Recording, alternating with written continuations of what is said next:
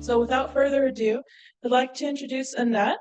Um, Annette has been interested in herbs, especially medicinal herbs, for as long as she can remember. She is a student of Rosalie de la Foret's course called Rooted Medicine Circle for the second time, because you can't learn it all in 1 year. And she enjoys access to all the discussions with that class. As a member of Herb Mentor, she enjoys access to easy recipe cards. Annette says that she took those classes to help herself, and she's excited to be able to help someone else learn. Annette is a proud member of the Champaign-Urbana Herb Society and also assists with several society projects, including the Meadowbrook Dye Plot.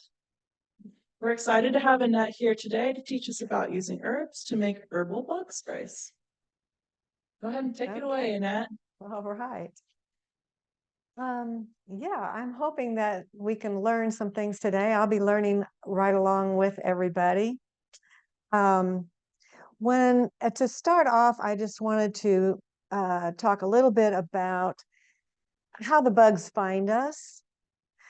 So we all apparently have some problems with bugs, mainly mosquitoes, and you may be aware that mosquitoes carry different diseases, especially malaria.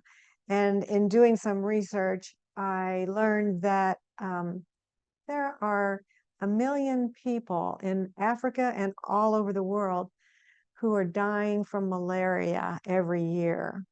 So this is a serious thing, and there are researchers who are working on ways to prevent that.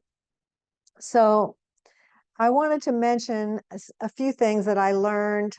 This is actually information from the Old Farmer's Almanac, and their website is almanac.com, of how bugs find us. Well, they use the carbon dioxide that we exhale.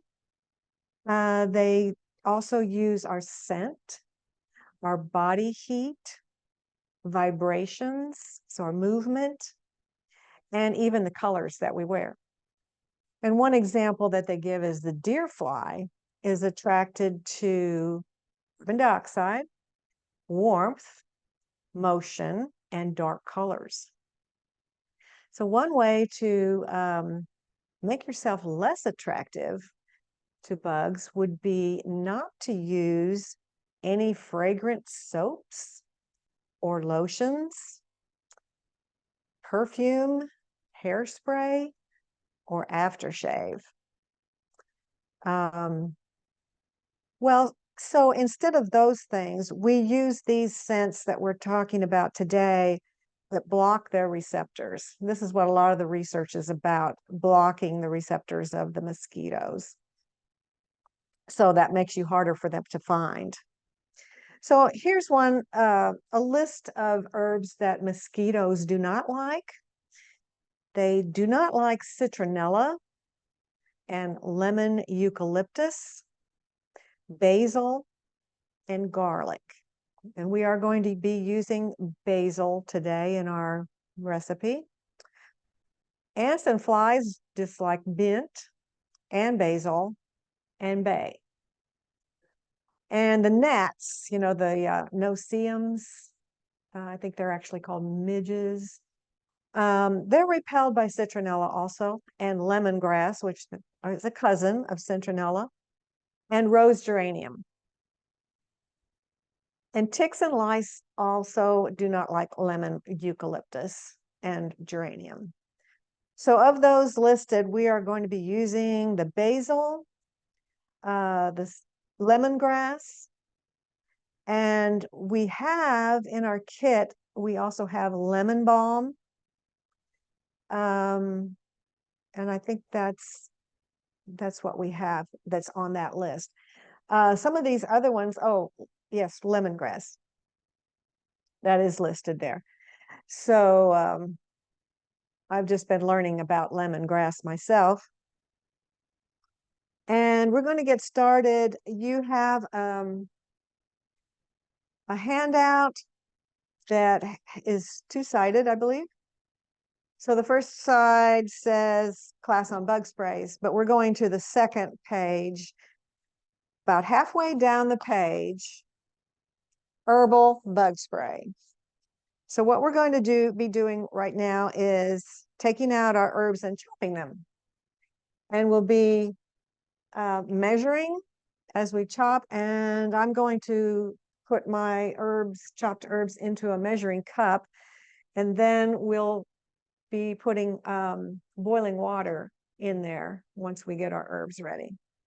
So I think I'm going to start with the lemongrass. That's one that probably not a lot of people have used. Maybe you've used it in the kitchen. I'm just learning about it. I probably will have to stand to do this. So really, I think the best thing to do is just to kind of press it down and move it back and forth a little bit. You might want to cut it into about an inch and a half piece, something that will fit into your measuring spoon. And I can smell it now. It smells really great. So put that in there. Yeah, I think it's probably better to cut it first, and that way you can get both ends at the same time. Press down as hard as you can. And put that in your tablespoon.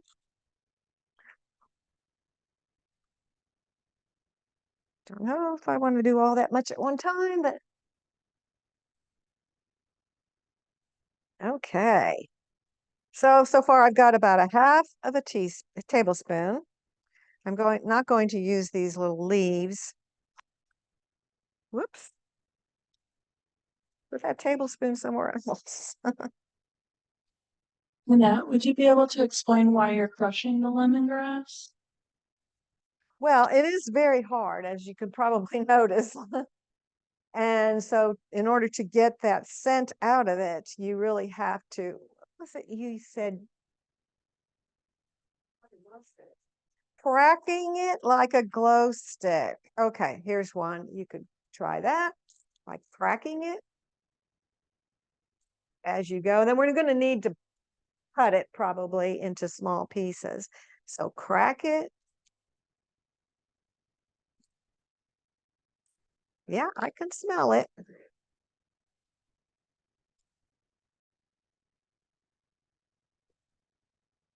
And that may get me about another half a tablespoon. We're going for 2 tablespoons each of these herbs. So I already cut that one. Now I will cut the one that we cracked.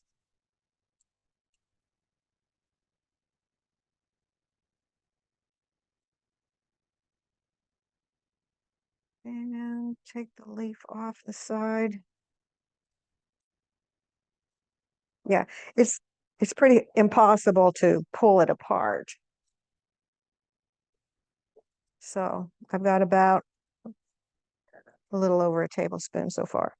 So we're going to do another one, and I'm just going to go ahead and put that in there. Do another, let's try cracking it.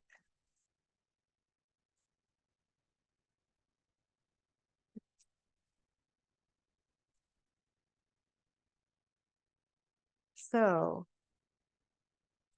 the outer leaf wants to possibly come off.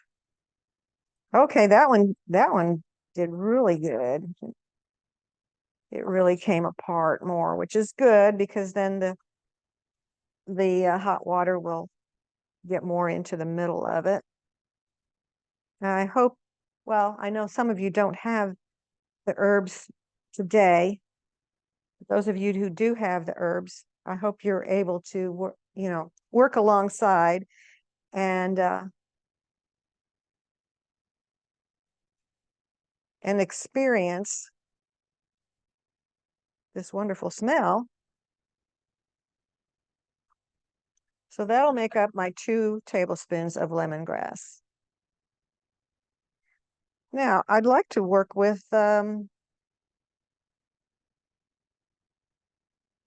Probably need a paper towel just to wipe this off.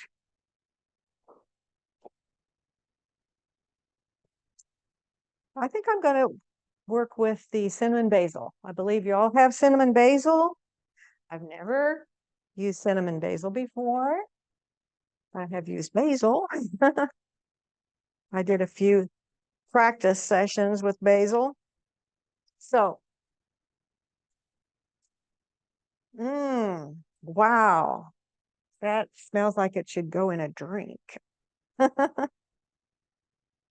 of course, an herb tea. I'm picking off the larger leaves at the base. You probably could use the stems, but we won't need to because we have lots of basil. So just picking them off at the stem, at the base of the leaf, that is. And I've got about 1, 2, 3, 4, 5, 6, 7, 8. That might be 1 tablespoon once it's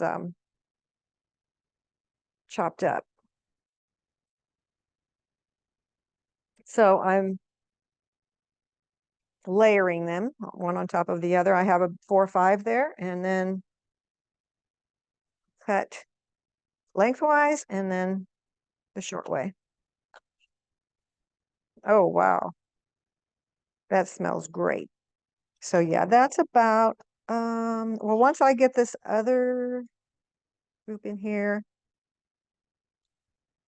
that's about a 1/2 tablespoon. Let's see, I could take some more.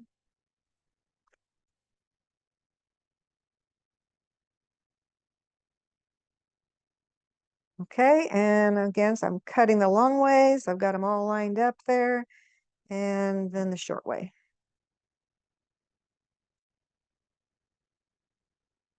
And that's 1 tablespoon. So now if you don't have the herbs to work with, this is kind of maybe hard to watch. But if you do have the herbs, enjoy. Oh, we got a bunch of it here. Wow. Okay. So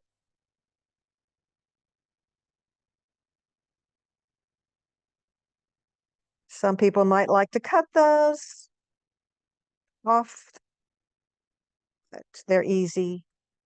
They're easy to get off. So these are smaller, so it's going to take more leaves. Chop, chop, chop. Okay. They're not lined up quite as well, but I think it'll work. And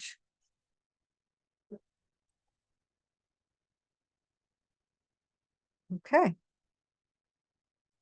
And that's about half. So about 6 more. Mm. Yes. The recipe had a couple of different herbs, not necessarily the ones we're using. So we just had a question about using different herbs and Oh, yeah. the substitution. And you had mentioned several different herbs that had good effect and how you're picking your herbs for this recipe. Oh, yeah. Well, the recipes that you have printed, those come from the almanac.com.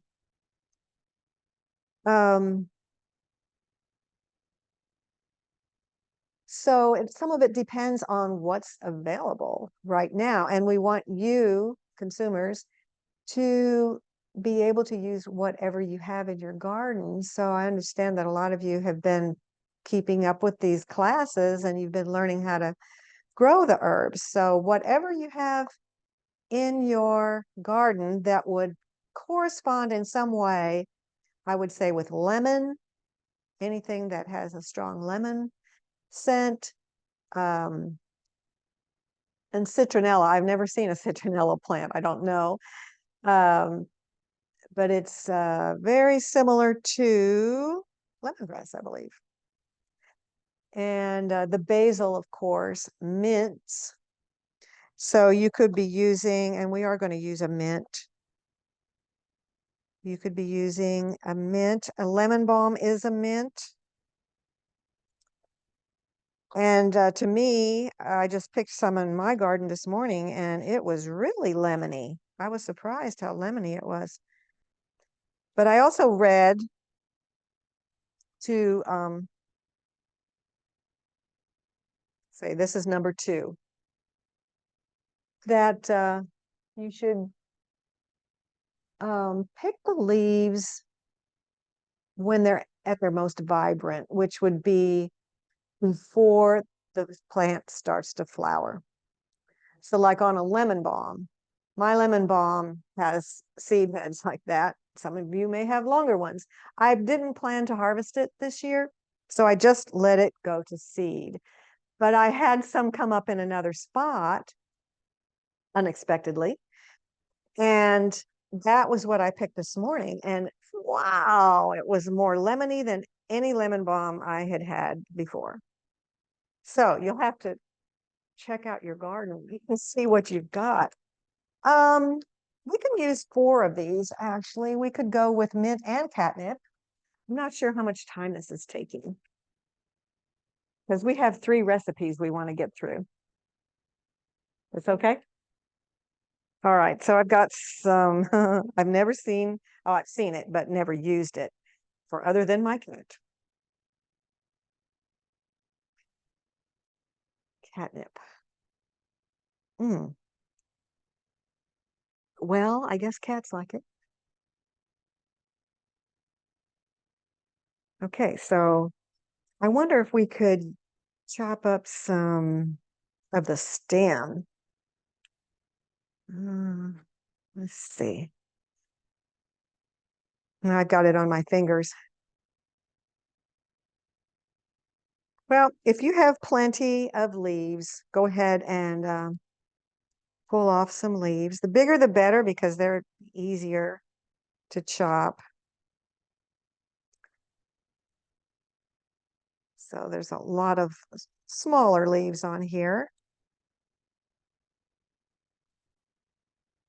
What was that?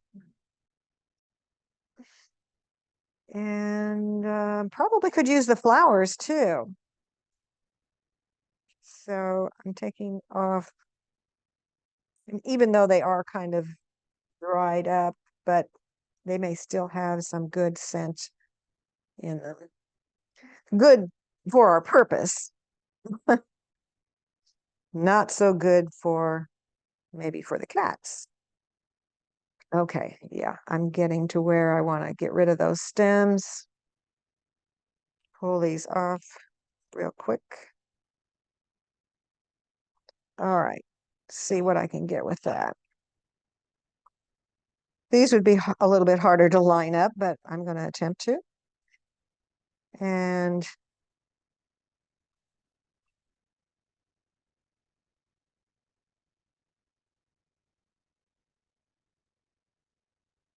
the littler ones will just go across and then the other way. Now we'll have to measure this out. That looks like a good tablespoon. Yeah, there's 1. And now our next tablespoon. So are you getting any comments about everybody chopping? Is everybody chopping?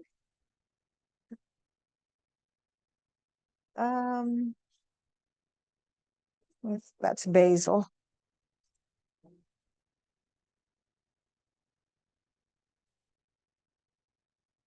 Okay, so we probably use all this catnip.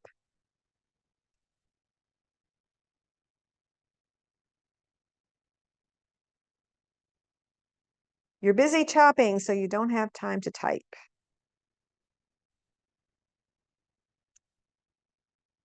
We've had a few, there's been some discussion about controlling catnip and lemon balm, harvesting them so they don't go to seed. We've just been sharing the modified recipe, so I think people are busily at work. Right. I heard someone say to me that lemon balm was invasive, and I have not experienced that yet. However, like I did say, it did come up just like a foot and a half away from where it was supposed to be. And that's not necessarily a bad thing. Um, yeah, for the most part, it stayed where I put it. I've had it for 2 or 3 years. So when people say invasive, it's all relative to me. I was given a couple of plants this year, and then somebody said, "Oh, that's invasive."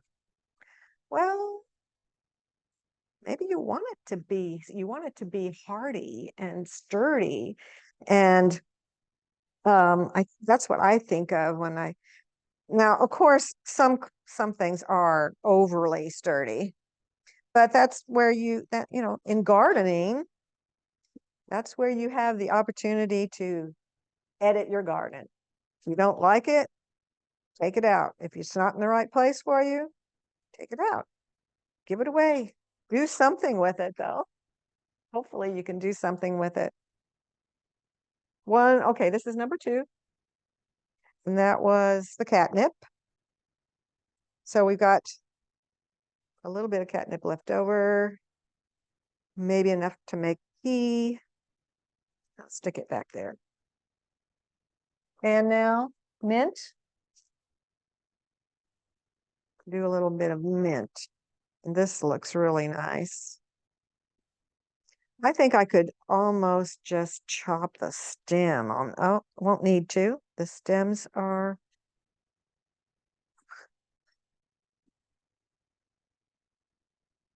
You should be over here smelling this.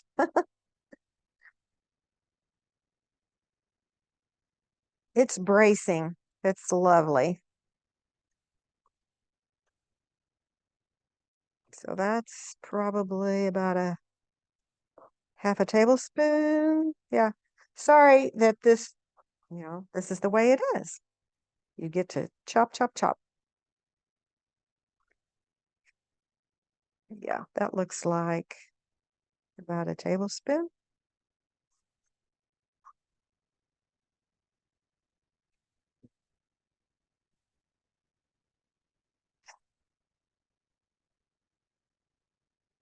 So about 6 good size leaves. Yeah, these are nice size leaves. And you said something else, Kelly. I forgot now. How did we choose the plants? Well, and how do you go about substituting? Yeah, we talked about that. Lemon and basil seem to be the 2 best scents that the bugs don't like.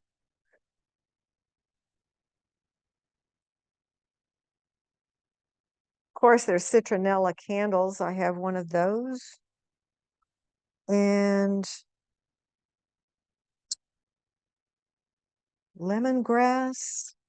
You said you heard about some research on lemongrass, that it was really effective. So I am going to put just a little bit more of this wonderful mint. With the U of I, several years ago, completed a study of herbal mosquito repellents. Several herbs did pretty good. They do better as a mix. But lemongrass, even fresh, even just on its own, was almost as effective or as effective as DEET. So there's been lots of different studies. Sometimes they come up with a different herb that comes out better, but it's our homegrown U of I research. part of why you'll find you in our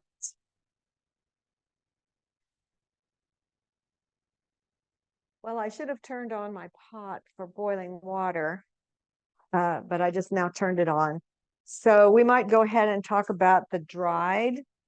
Let me get back over there on the camera.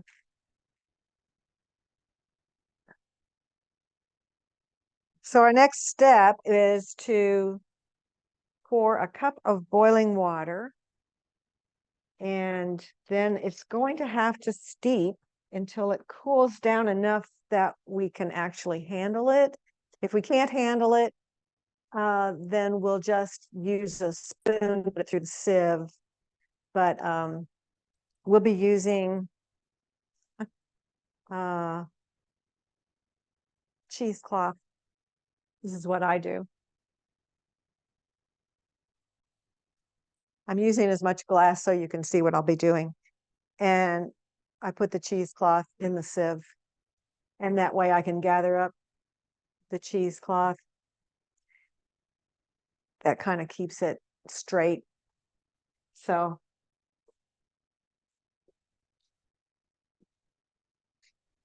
you all have the same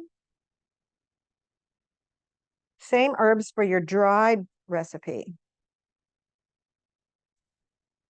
which is, we'll be using the boiling water for that also.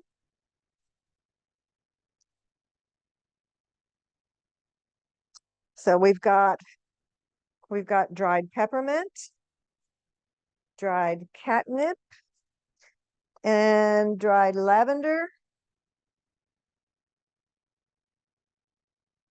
and a few cloves. So we'll be putting those in another measuring cup.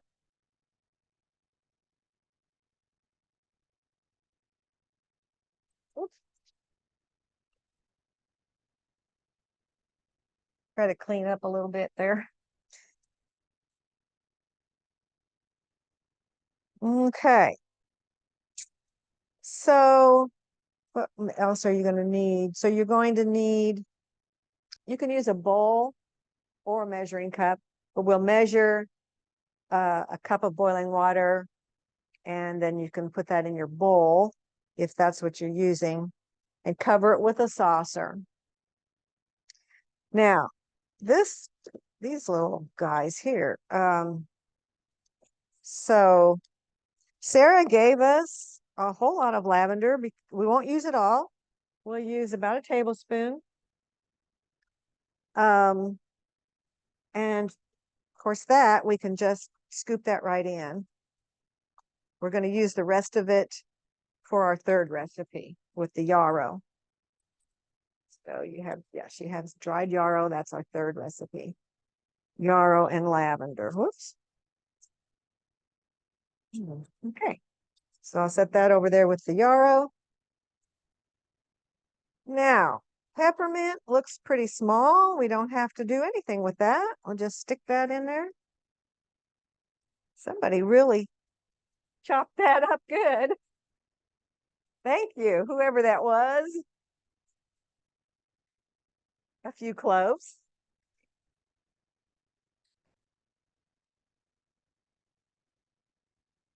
And I think our water is boiling right on time.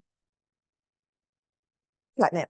Now the catnip, and maybe going to need some. No, I think, well, if you have any big sticks, I want to take those out.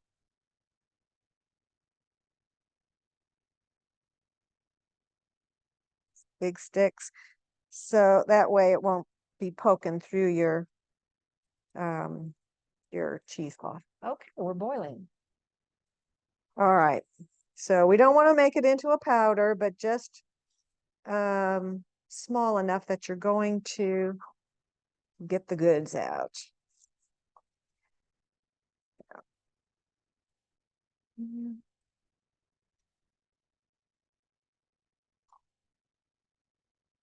Yep, that's good. Wonderful.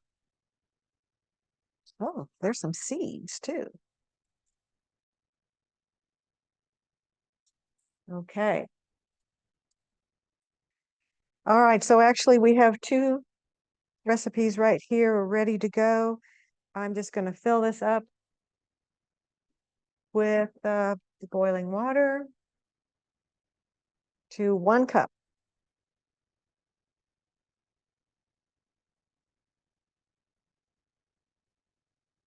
And it's dripping.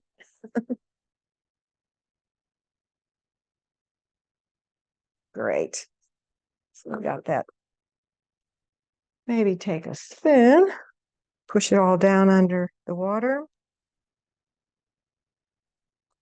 Mince. Oh, the lavender. Oh, it smells so good. Good to me. Hopefully not good to the mosquitoes. Okay, so now take something to cover it up with. I'll just set it over here.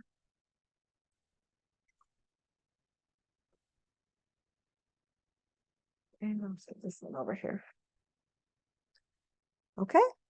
Now we have some downtime and we're going to wait for that to cool off. What time is it? 2:43. Would you like to work on the third? And then wrap up in all three of them? Or The third recipe will not take long. So I was planning to say a little bit about some cautionary things that I read about. It won't take long, but the third recipe, we won't be able to finish it today because it has to sit for 2 weeks. So we'll only be doing the first half of that recipe. So that won't take too long.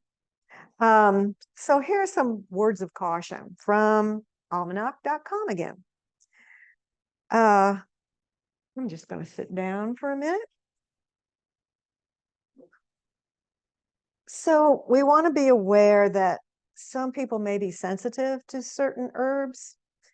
It says on here essential oils, and we're not using essential oils today, so we don't have to worry about that. But some herbs can be harmful or irritating to some people. And according to the almanac.com, lemon eucalyptus should not be used on children under the age of 3 or on pregnant or nursing mothers. Also, pregnant women should avoid pennyroyal. You may have heard this before. Test any homemade bug spray for a possible allergic reaction before you start putting it all over yourself.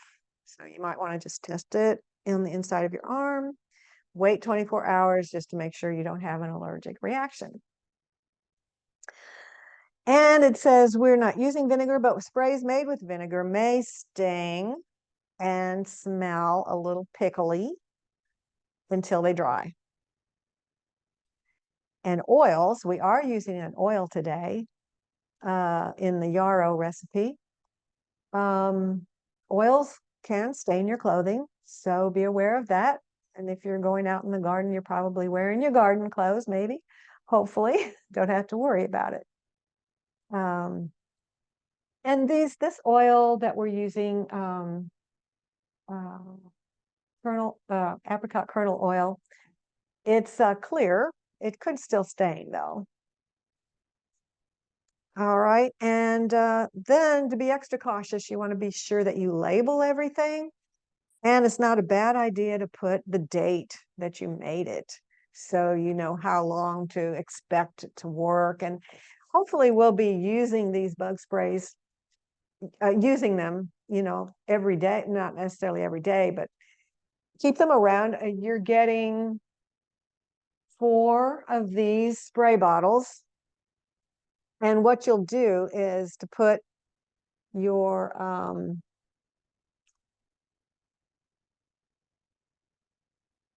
you'll be storing the extra in one of these containers, if you like. That came with the kit. And then just filling these up as you need to. It's best to keep everything in a dark place a cool place, I say if it's a fresh herb, to use to put it in the refrigerator, and then it'll even feel better when you spray it on to go outside. So you've got these. This is a 2-ounce spray bottle. Okay.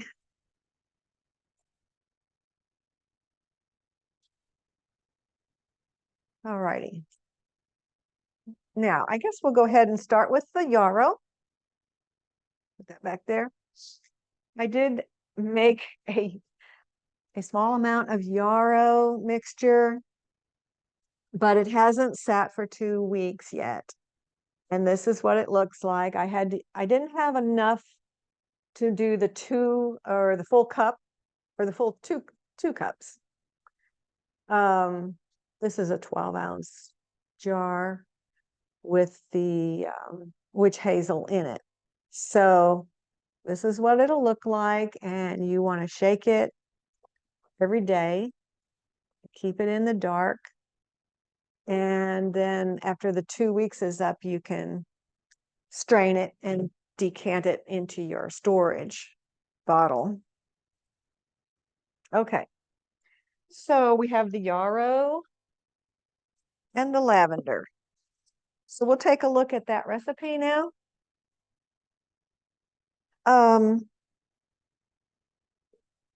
So the yield is supposed to be 1.5 cups, which would be 12 ounces.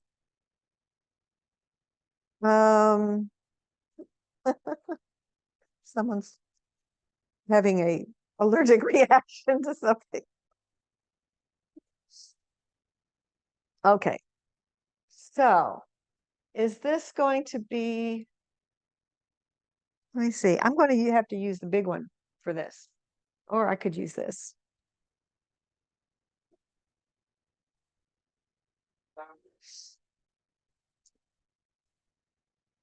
Okay, so what we're going to do today is just mix everything together, and then we'll put it in our storage jar for 2 weeks. So we've got the yarrow.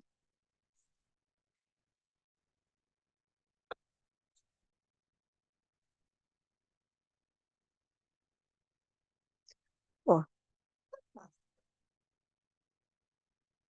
Mm, it smells like the outdoors.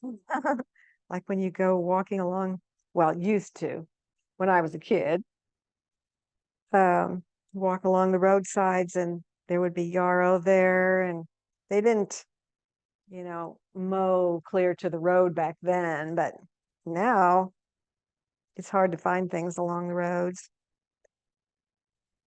And you probably don't want to because they may be sprayed. But they're just good for, I'm removing some of these bigger stems.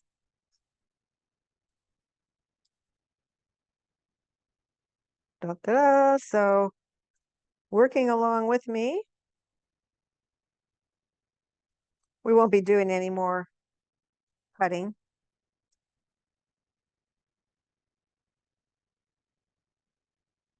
Okay.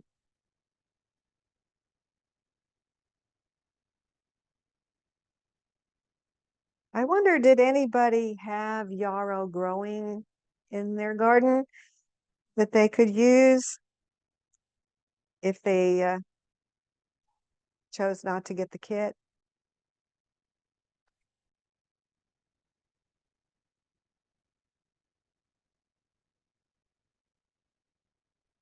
We did have at least one person reach out 2 weeks ago asking how best to dry their stems. At least one person is out there right now. Correct. Okay.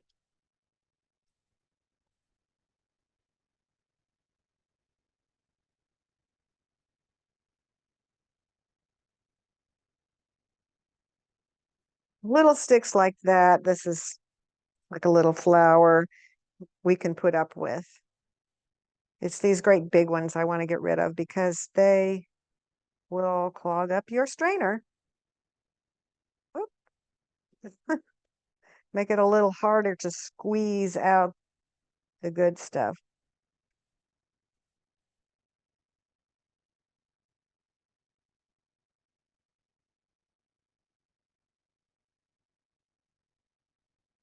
I think that's about it. We do have a quick question for you. Mhm. We have attendee who says that they have yarrow in their yard. However, the flowers and leaves have dried on the plant. They're asking if the oil is still viable and they can harvest that wild dried yarrow. I would say no. Because now our yarrow recipe came from Rosalie, and she says it should be freshly dried. So that to me means you're going to pick it when it's fresh and dry it yourself, not for long. So well, I guess the test would be to smell it. So take some of it and crush it in your hand and smell it. And if it doesn't smell fairly fresh, then it's past its prime. So that would be the test there. Yeah, I think so. But chances are, if it's been out in her yard for a while, I don't know.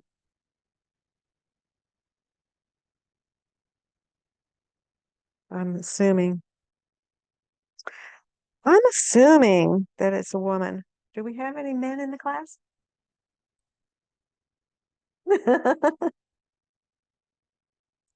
Okay, I'm getting close. Getting close. I could be putting some of this in my big jar. Yeah, kind of smells like my backyard I used to have.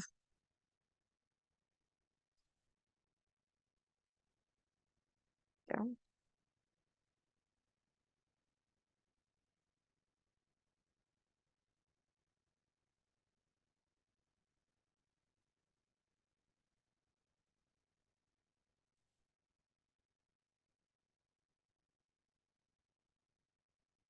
Okay, I think those pretty much okay to go. Whoop.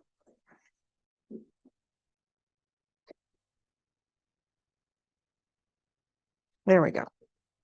I keep saying that, but I see more sticks.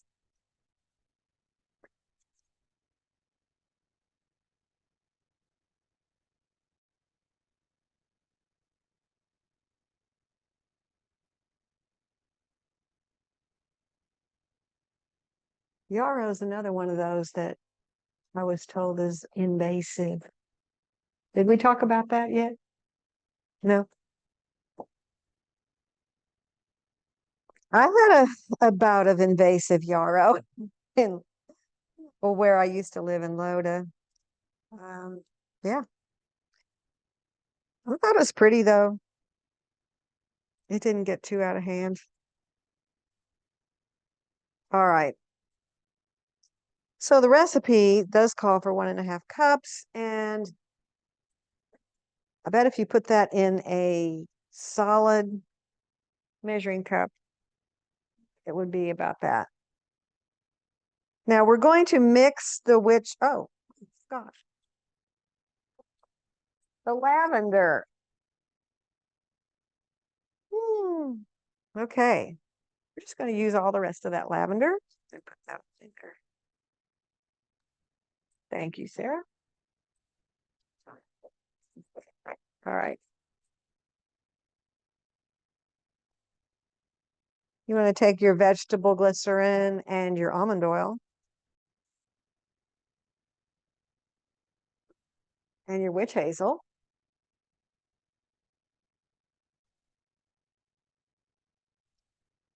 We are going to mix them separately first. So I think I could use this bowl. Is this open? Let's see. No. Okay. So open your witch hazel bowl or jar. Put the cap back on. Actually, I don't need that. What I need is 2 cups.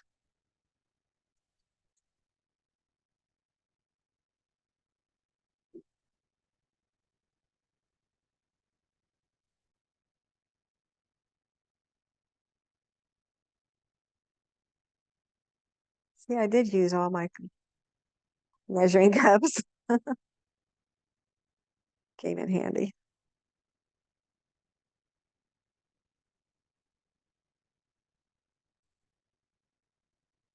And you have this full recipe in your handout because of the fact that we're not going to be able to finish the whole thing today.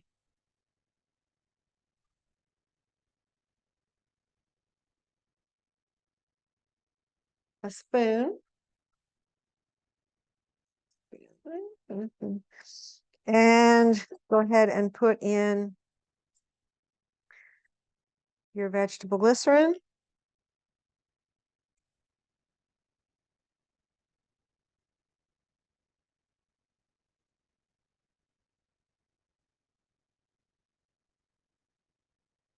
And the almond oil.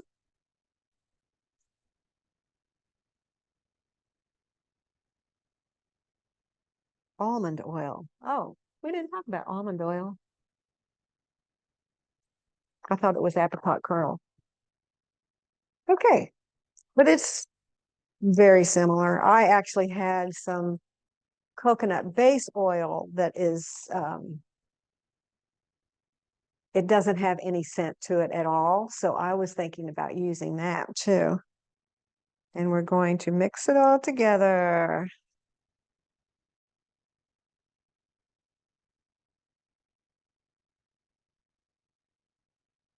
Okay, so I was supposed to put those herbs into the jar that I'm going to leave it in for 2 weeks. So I will use the big one. Everybody has one of these. Okay.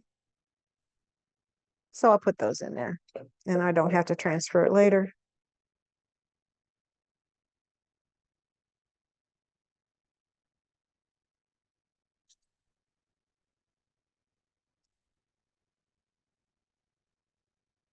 Now, I hope this will fill up the jar. If it doesn't, I have more. I do have more.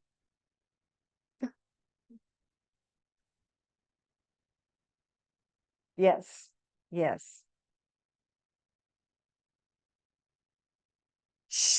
Rosalie, which I don't know if I put her name on here. I don't think I did. Um, Rosalie, oh yeah, she's at the very top where it says it's in bold, the recipe we're using today for dried yarrow comes from Wild Remedies book by Rosalie de la Forêt and Emily Hahn. And this is what they say about it. So you can read that there. The oil and vegetable glycerin that we're putting in this recipe keep the herb scent on your skin longer than just the witch hazel alone. And I think that's pretty well mixed together. So I'm going to just pour it in here and hope for the best.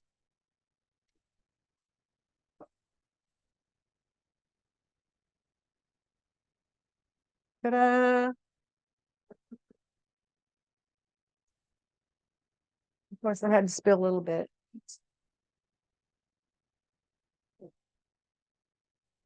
Now, I was going to say that Rosalie usually says to keep everything topped off. So if you can get some extra witch hazel to keep the air out, top it off to keep the air out, that would be best. Or if you have a separate container that is about 2/3 the size. This is a what, 16? No, 32.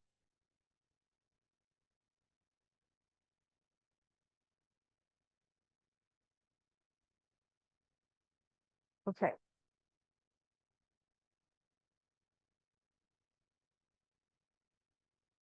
Yeah.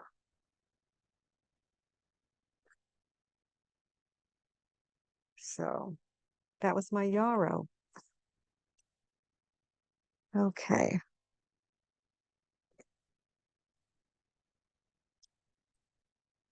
Over that recipe and then let that sit for 2 weeks and then. Yes. This is going to sit for 2 weeks. You're going to shake it every day. Keep it in the dark if you can. You don't have to refrigerate it. Since it's already dried, it's going to probably be safe. I shouldn't say that. It should be safe.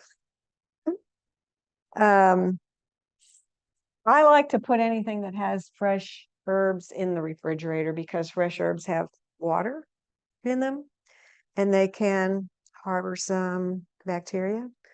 So that'll slow down any the bacteria growing if you keep it in the fridge. You don't have to worry about that so much with dried. And what you're going to do with it, and it does give the information here to add more witch hazel as necessary. But if you want to put it in a smaller container, that would be better. So you don't want a whole bunch more witch hazel, but in your other container, you might see that the yarrow is going to soak it up, and there'll be a gap at the top, and then you just add a little bit more witch hazel to cut down on that air gap. So when you're done after the 2 weeks, then you're going to strain it out through your cheesecloth and you're going to squeeze it, squeeze it, squeeze it. And you want to get all of that liquid out. And then, yeah, it does say if desired, you can add an essential oil, but we're not doing that today. And then you're going to funnel it into your spray bottles.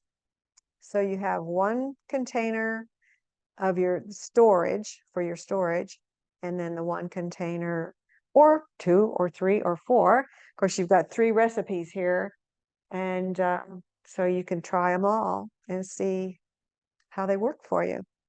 And I hope we hear how people are doing with that. I'm going to get a little more here. Clean this up.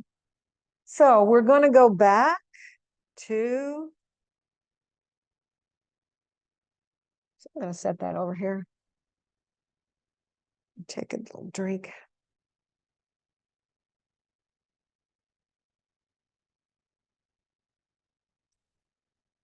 I'm going to go back to our fresh herb tea. It's still hot, so we're not going to be able to, not going to be able to squeeze the cheesecloth, but we can put it through the sieve.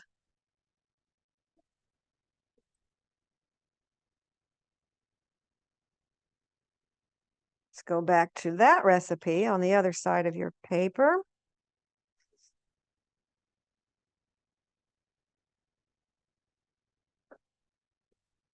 All right. So, and these recipes, they did not include the oil and the, sorry, the glycerin. Now you can put that in if you happen to have some glycerin. You could use probably any kind of oil that you like. You could use grapeseed oil. Something that doesn't have any scent itself, though, would be the best. So we're not going to use those 2 items, but we are just going to add the witch hazel. Okay, so we've steeped it. We're gonna strain it. We're gonna add the witch hazel and shake it. So just gonna pour it in here. I was hoping I could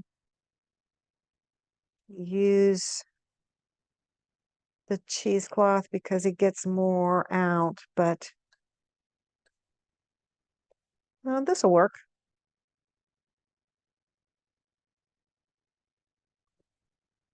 And then we'll just press it out.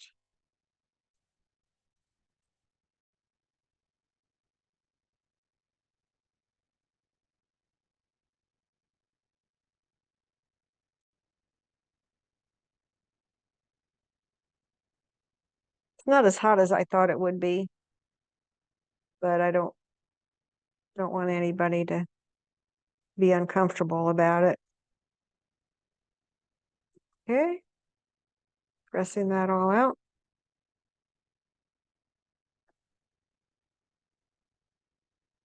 I'll set that there.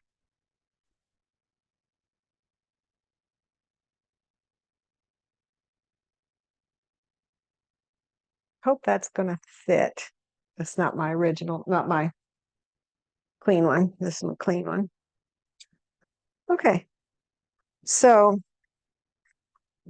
this is the fresh.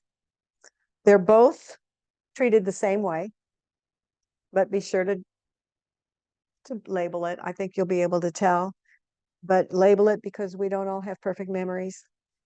So the fresh was the mint.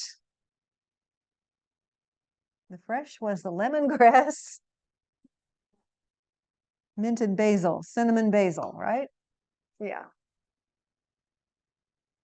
Okay, so now we've got our other bottle of witch hazel.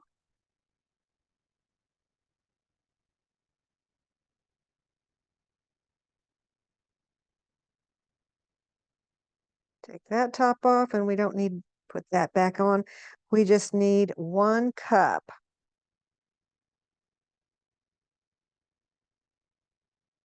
So put that in here.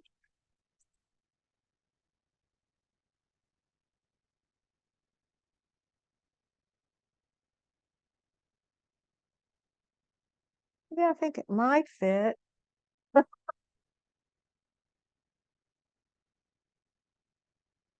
And here we go. Put our tea in there. And then pour it all in here. And it almost, ooh, yes, it fits. Okay. If you could see this from where I'm standing, you can see that there's a few little pieces in there, but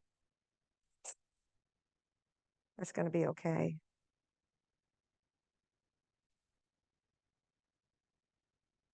And we're going to label it. Painter's tape. It's bigger than most of the other labels that you can buy, so you can get more on it.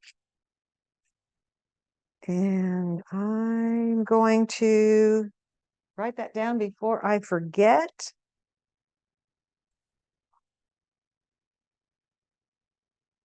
So it was lemongrass. Of course, I'll put bug spray. Bug spray. Lemongrass.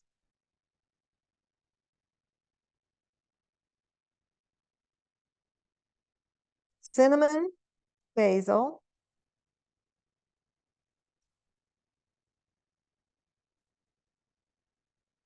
and mint. And catnip. Thank you. And today's date is 8/19/23. There we go. There's one. Now we'll go to the dried.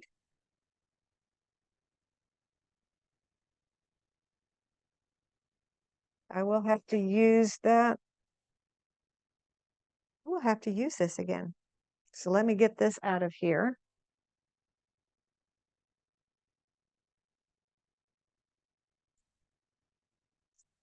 Clean it out.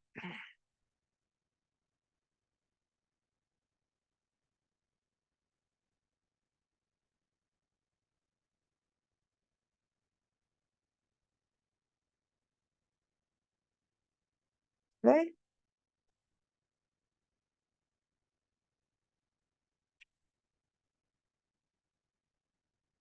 Now I've got this really big thing here. You know what? I could use this again. I believe I could use this again. Yeah, I can use this again. Oh, but this won't fit. It fits on here really well.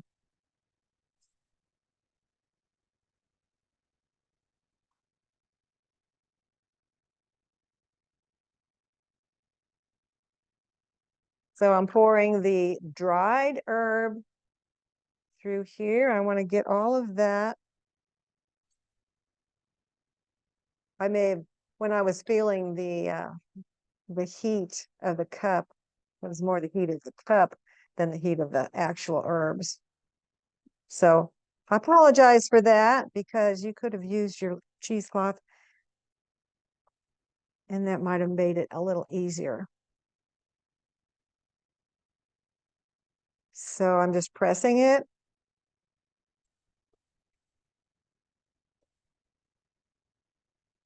I'm pressing it up the side.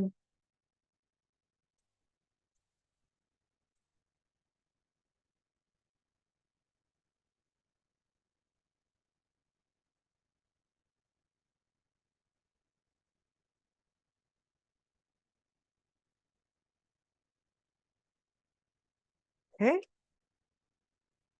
There we go. Now, we're going to mix in the 1 cup. So I've got a cup, it looks like, a little over a cup maybe. Just over a cup. And adding a cup of witch hazel.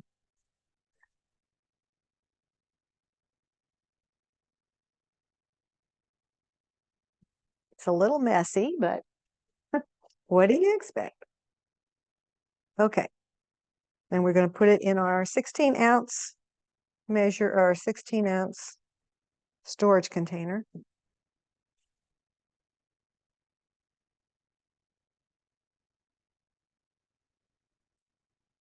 Ooh.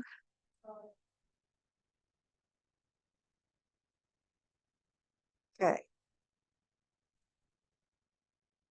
You know what I could have done? I could have gone ahead and filtered or put some of it in my spray bottle.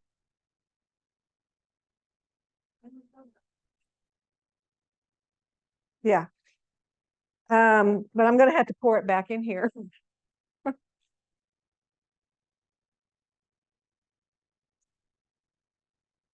Yeah, that's what I'll do. Half cup measure. Where would that be? Right here? Like this? No. Well, I don't know. Is it in here? Oh, it's in the bin.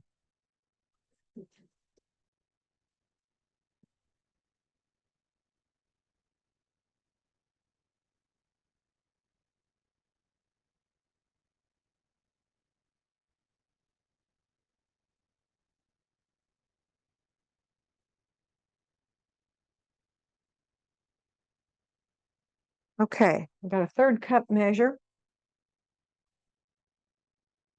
We're looking for 2 ounces.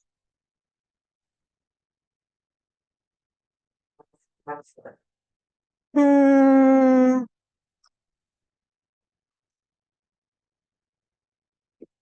So I have a 2-ounce spray bottle. And we're going to try to get, actually, no, I've got one for that. Oops, sorry. And the nice thing about these bottles, you can see through them.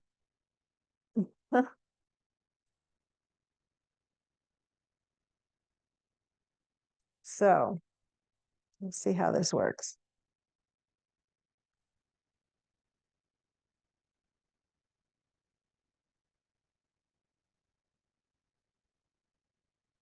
And that's just perfect right there. All right.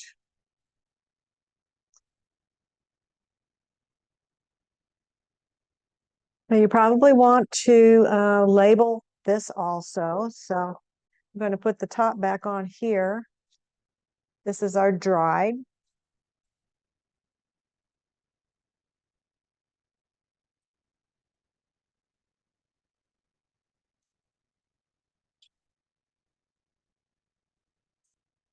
Oops.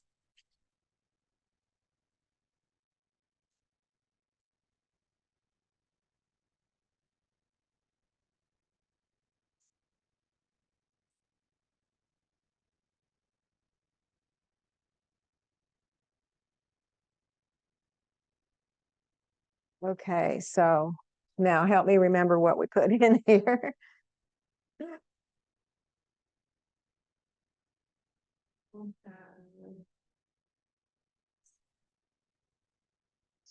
So we had down here peppermint, catnip, and lavender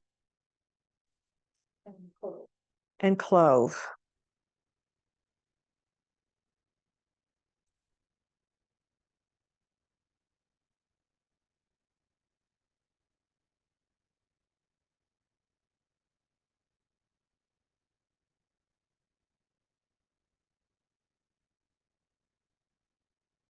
And the date.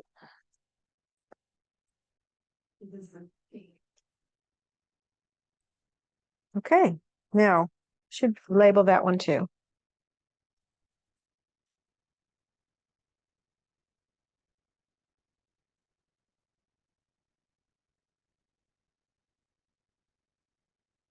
And maybe I could just put from dried herb, and then on here I could just put dried herb.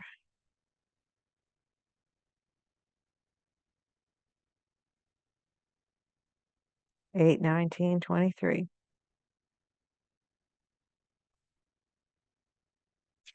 Oh,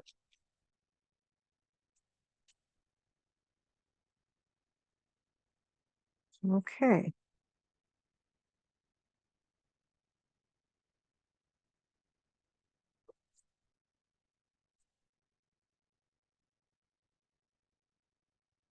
All right, let me see now.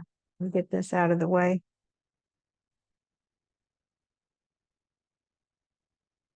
So here's your storage containers, and you have 3 more of these that you can use.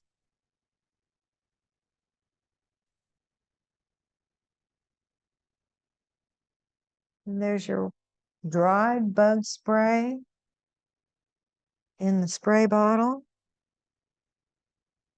And don't want to forget the yarrow. Yarrow.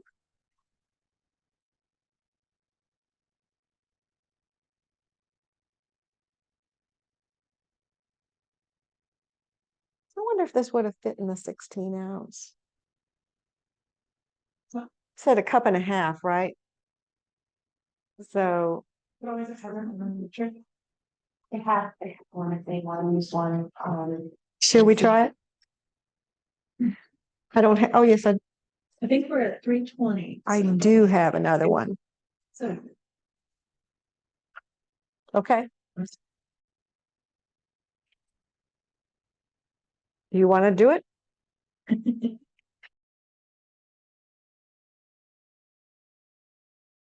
I did want to say a few things about foraging, and I've heard that there are a few people interested in that. I'm not pretending to be an expert in any way on foraging, but I have done quite a bit of reading about it. And one of my best sources is this book right here, Wild Remedies, ta-da, which was written by the 2 people that I took the class from 2 years ago. It was a year-long class, and this is one of the materials that we used was her book, their book. And she starts out, I recommend the book very highly. And you might think in the very beginning, well, I don't need to know all this, but I just want to get back to the good stuff in the back, where the plants are. Her first section is all about getting to know yourself and your surroundings. And then how do you actually get to know a plant?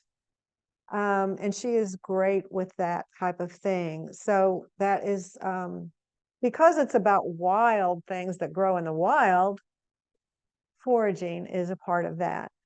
But I wanted to give you a few tips, things that I've discovered that different people online have mentioned. Number 1, I would say, is to get permission from the property owner before you go onto their property. you should look for no trespassing signs and take them seriously. And I've also read that purple paint now is a sign for no trespassing. So if you see any purple paint on a tree, I guess you should leave. But Rosalie is very adamant that you should try. You should try to contact the owner.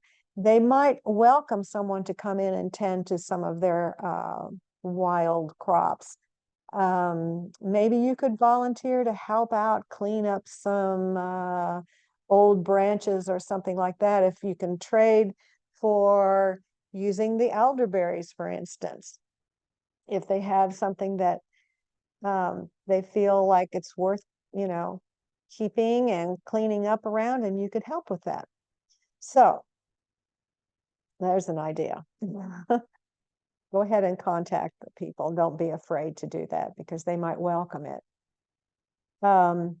Also, Rosalie recommends that you consult at least 2 more field guides. Besides her book, which has great pictures in it and great descriptions, you should contact or consult a couple other field guides for what you're looking at.